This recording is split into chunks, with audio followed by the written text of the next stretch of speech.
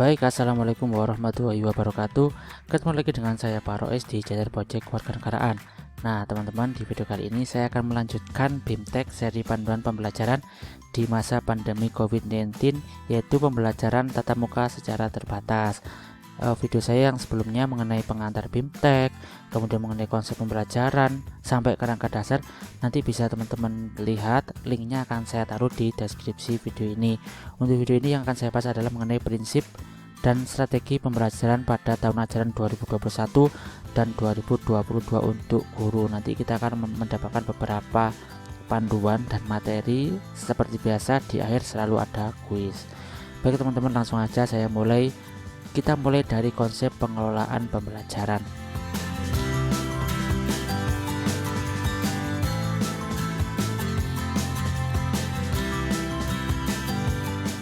Nah, di sini bisa teman-teman lihat di dalam topik pembahasan yang keempat ini, yang akan dibahas adalah mengenai konsep pengelolaan dan strategi di dalam pembelajaran tatap muka secara terbatas. Nah, perlu teman-teman perhatikan di sini, dalam kondisi pandemi COVID-19 seperti ini, maka pembelajaran yang dilakukan oleh guru dan tenaga pendidikan yang mengacu kepada kebutuhan peserta didiknya, kemudian pada prokes, kurikulum kondisi khusus, prinsip pembelajaran, kemudian tetap adaptif terhadap dinamika kondisi pandemi COVID-19. Ini bisa teman-teman lihat konsep pembelajarannya. Pembelajaran diharapkan memenuhi kebutuhan psikososial maupun kebutuhan penugasan kompetensi peserta didik. Kemudian tetap harus selalu yang namanya memperhatikan prokes atau protokol kesehatan. Kemudian terkait dengan kurikulum khusus, terkait dengan prinsip pembelajaran, sampai dengan sikap adaptif.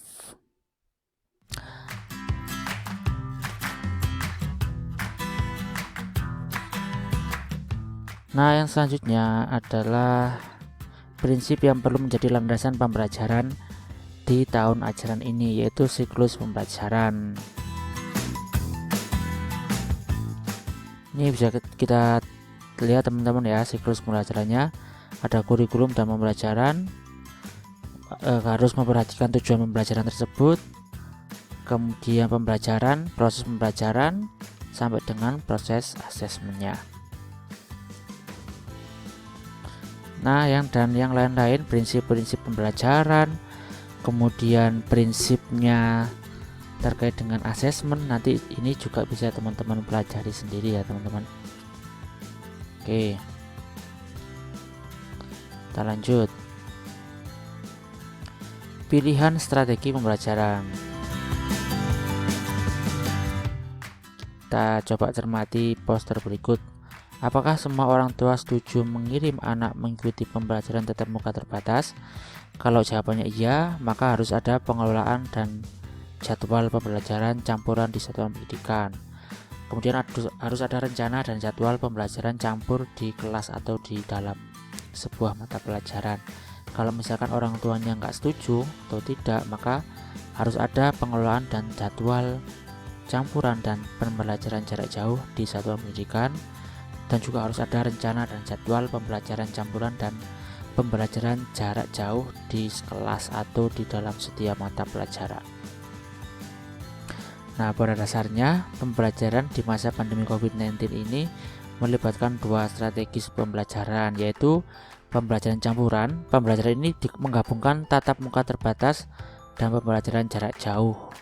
Yang kedua adalah pembelajaran jarak jauh murni, jadi siswanya nggak ke sekolahan sama sekali gitu ya teman-teman. Jadi kalau misalkan di daerah Bapak Ibu guru masih menginginkan adanya pembelajaran tatap muka terbatas, ya berarti bisa menggunakan yang campuran ini. Jadi kayak misalkan 1 minggu sekali itu masuk, kemudian sisanya adalah pembelajaran secara daring. Jadi kalau nggak memungkinkan, berarti kita menggunakan cara yang kedua, yaitu pembelajaran jarak jauh secara full.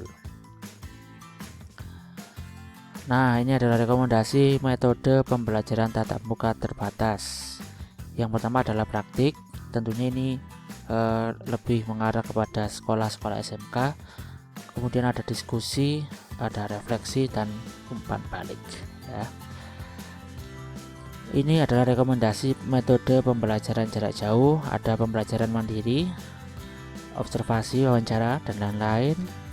Kemudian proyek atau tugas kelompok sama refleksi personal. Rekomendasi strategi PJJ, yaitu yang pertama adalah menggunakan teknologi pembelajaran. Jadi sudah banyak sekali teman-teman platform di dalam pembelajaran. Teman-teman bisa menggunakan Google Classroom, bisa menggunakan LMS ya, menggunakan Moodle, menggunakan Edmodo ya. Jadi banyak sekali platform, bisa pakai Guru Belajar, bisa pakai Rumah Belajar. Jadi Quizzes ya. Jadi sekali lagi sangat banyak sekali teknologi pembelajaran yang bisa kita manfaatkan. Terus ada lagi teknologi interaktif, teknologi komunikasi satu arah, jadi ya melalui TV mungkin ya, melalui radio bisa, itu satu arah aja, atau melakukan guru kunjung ya. Oke. Pembelajaran sinkron dan asinkron dalam strategi pembelajaran campuran ya, ini mungkin yang sekarang lagi tren ya teman-teman, yaitu pembelajaran sinkron dan asinkron, dimana di dalam sesi sinkron itu ada komunikasi antara guru dengan siswanya melalui video conference atau misalkan nge-zoom bareng-bareng ya. Kemudian kegiatan asinkron adalah kegiatan yang dilakukan oleh siswa secara mandiri berupa tugas-tugas yang dilakukan oleh siswa secara mandiri, yaitu bedanya sinkron dengan asinkron. Biasanya umumnya siswa dan guru melakukan kegiatan sinkron terlebih dahulu. Setelah itu kemudian siswa bisa melanjutkan dengan kegiatan asinkron. Oke, lanjutnya teman-teman. Yang selanjutnya adalah memahami alur pembelajaran. Ini bisa kita lihat alur pembelajaran di masa pandemi COVID-19. Ada asesmen diagnostik awal, orientasi belajar dan psikososial. Ada dua tipe, yang pertama pembelajaran tatap muka terbatas dan yang kedua PJJ. Melakukan asesmen formatif dan refleksi, menggunakan perbaikan dan pengayaan. Pembelajaran tatap muka secara terbatas sama juga, kalau yang PJJ juga harus ada perbaikan dan pengayaan. Baru yang terakhir adalah asesmen sumatif. Dikit saya bahas ya teman-teman. Untuk asesmen diagnostik awal ini adalah asesmen atau penilaian dilakukan di awal pembelajaran untuk mengetahui keadaan, motivasi, dan karakteristik dari peserta didiknya. Untuk asesmen formatif dan refleksi ini adalah penilaian atau asesmen yang dilakukan selama proses pembelajaran berlangsung. Sedangkan untuk asesmen sumatif adalah asesmen yang digunakan atau dilakukan untuk mengukur seberapa jauh pemahaman dari peserta didiknya. Gitu ya teman-teman. Nah, di sini juga ada link yang nanti bisa kita kunjungi. Kita lanjut ke bahasan yang selanjutnya. Nah, bahasan selanjutnya adalah mengenai kuis prinsip dan strategi pembelajaran di tahun ajaran ini. Soalnya berbentuk lagi-lagi benar dan salah. Soalnya berbentuk sebuah pernyataan, kita hanya bisa memilih pernyataan itu benar atau pernyataan itu salah. Langsung aja teman-teman kita mulai soalnya. Soal nomor 1. Pembelajaran di masa pandemi COVID-19 mengacu pada kesehatan dan keselamatan seluruh warga sekolah. Ini tentunya adalah benar. Lanjut. Pada pembelajaran di masa pandemi COVID-19, satuan pendidikan dapat memilih kurikulum yang hendak digunakan, yaitu kurikulum K13 atau kurikulum kondisi khusus. Ini adalah pernyataan yang salah ya, karena kurikulum yang bisa digunakan adalah kurikulum kondisi khusus. Untuk K13 tidak mungkin bisa kita gunakan. Lanjut. Pandemi COVID-19 yang tidak menentu membuat satuan pendidikan perlu adaptif dalam mengatasi perubahan yang mungkin terjadi, termasuk adanya varian baru virus COVID-19. Ini juga benar ya teman-teman. Oke. Kepala Satuan Pendidikan dan guru berperan penting dalam menjamin keselarasan kurikulum, asesmen, dan pembelajaran. Tentunya iya ya, benar. Kita lanjut lagi teman-teman. Pada pembelajaran di masa pandemi COVID-19, orang tua diwajibkan untuk mengizinkan anaknya mengikuti pembelajaran tatap muka terbatas dengan protokol kesehatan yang ketat. Untuk nomor 5 ini adalah salah ya teman-teman. Kalau misalkan orang tuanya nggak mengizinkan, berarti harus melakukan pembelajaran secara jarak jauh atau daring. Lanjut, strategi pembelajaran di masa pandemi COVID-19 mencakup pembelajaran campuran dan pembelajaran jarak jauh. Ini benar ya teman-teman, ini tadi udah saya baca. Lanjut soal nomor selanjutnya. Pada pembelajaran tatap muka terbatas, kegiatan pembelajaran yang dapat dilakukan guru, penjelasan materi dan penugasan. Ini salah ya teman-teman.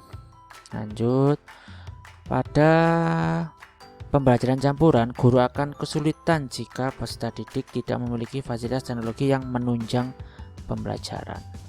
Ini salah ya teman-teman, karena campuran. Jadi kalau campuran itu tatap muka terbatas dan bisa secara daring. Guru Rani mengajar di kelas 5 SD. Pada pembelajaran jarak jauh, Guru Rani melakukan sesi belajar melalui Zoom bersama murid-muridnya. Nah, pola pembelajaran yang dilakukan Guru Rani adalah PJJ asinkron. Ini adalah pernyataan yang salah. Jadi kalau misalkan dia menggunakan Zoom, menggunakan Google Meet, pokoknya yang ada interaksinya gitu ya teman-teman, ada interaksi dua arah, itu dia berarti sesi sinkron.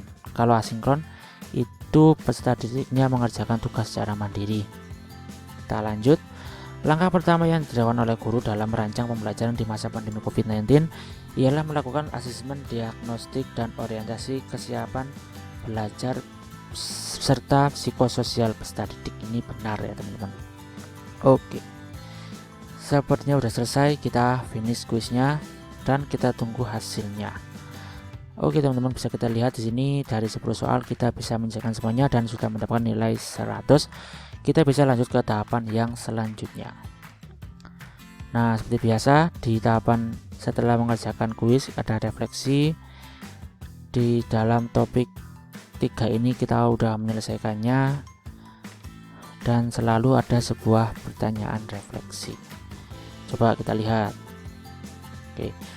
Berdasarkan pemahaman Anda mengenai prinsip dan strategi pembelajaran tahun ajaran 2021-2022 untuk guru, apa prioritas perubahan yang akan Anda lakukan berbeda dari pembelajaran yang sudah Anda lakukan di tahun ajaran yang lalu? Silahkan tulis refleksi Anda dalam jurnal pribadi Anda. Jadi ini langsung aja saya jawab teman-teman ya. Jadi untuk khusus tahun ajaran ini sepertinya kegiatan pembelajaran tatap muka secara terbatas itu sangat kecil sekali kemungkinannya. Sepertinya kita harus melakukan pembelajaran secara daring lagi. Ya, artinya kita juga harus merubah dari segi pembelajarannya.